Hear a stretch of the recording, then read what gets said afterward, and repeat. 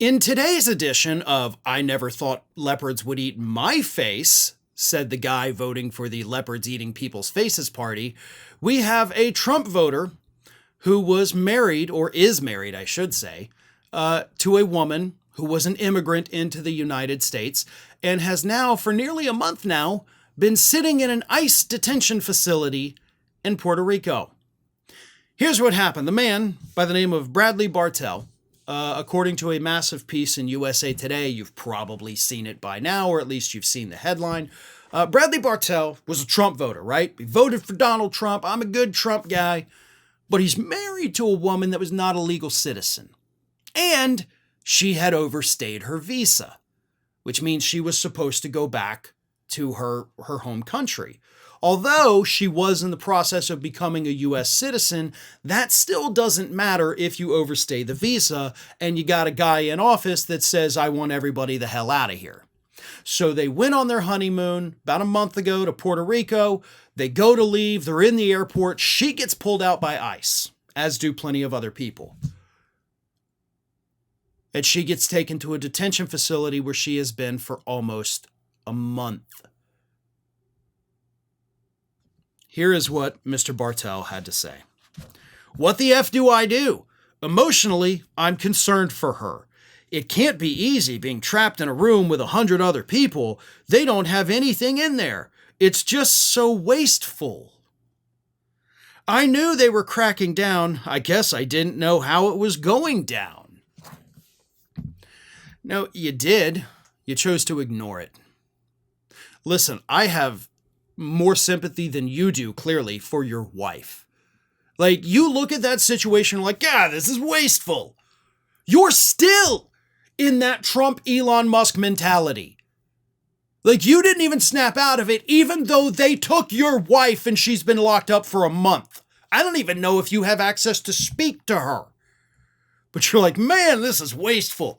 We need to be fired. Like, what the hell? If that's your first instinct when your new bride, because you were on your honeymoon, when she gets taken away by the Gestapo and you can't find her and your first reaction is, wow, what a wasteful thing.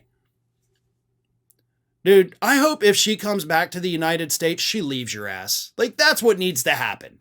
If your initial thought is, what a waste, then no, you don't deserve this woman. And she doesn't deserve this treatment. Especially because you say, emotionally, I'm concerned for her. Like, what does that mean? Why would you qualify that? You could have just said, I'm concerned for her. But instead, you limited it. You're like, emotionally, I'm concerned for her. Physically, they can do whatever they want to her, right? Like, what does that even mean? Why add the qualifier? Do you care about your wife? Because you really don't seem like you do. But more importantly, you did vote for this. You voted for this. Donald Trump was crystal clear. I am going to round these people up and I'm going to send them back. I mean, what did you think that meant? You're like, I knew he was going to crack down. I guess I just didn't know how it was going down. Why? We told you. The media did tell you that. I mean, everybody in the leftist, YouTube sphere told you that. The newspapers were telling you that. You probably had friends and family members who were telling you that. So no, you don't get to sit there and say like, well, I didn't know. Yeah, you did. You chose to ignore it. Or you chose to ignore the information that would have told you how it was going to go down because you were so enamored with the fake tan guy, the convicted criminal. You did vote for this. Your wife doesn't deserve it. She should have been allowed back in this country. She's going through the process to become a citizen. You don't deserve your wife.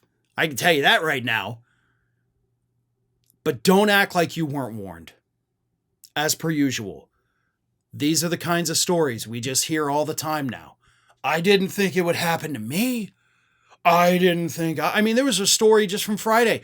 Farmers, Trump voting farmers. I didn't know it was going to do this. A story on Monday morning.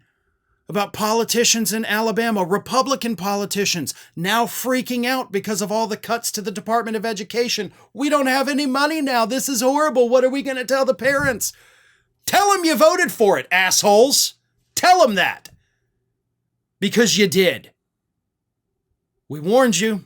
We told you. And now the leopards are coming for your faces as well. Thanks for watching today, everybody. And don't forget, if you're not already, please do subscribe to this channel. We have fresh content going up every single day, and I would really hate for you to miss out on that. And speaking of missing out, if you're not following me across all other social media outlets, then get on it. You can follow the links in the description of this video.